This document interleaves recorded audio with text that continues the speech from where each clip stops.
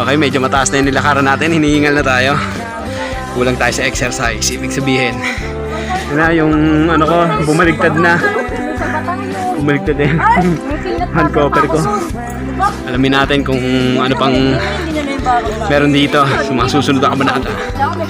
Yun. Isa talaga sa pinakakalaban mo rito pag natatay ka.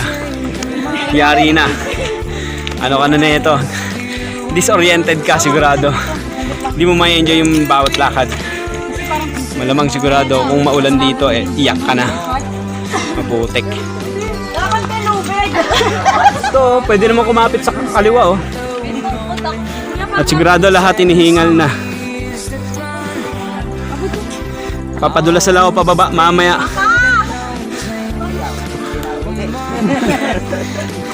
Pinaulit, isang beses na lang. Sir, kailan pa nag-open to? O naging tourist spot o ano? Hindi ba po ako tour guide eh, ano na talaga. Pinauna pa sa akin. Mga year, ano, 2015? 2010, ganun? 2017. 3 years ago.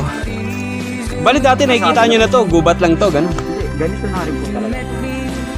Mas naging organized lang.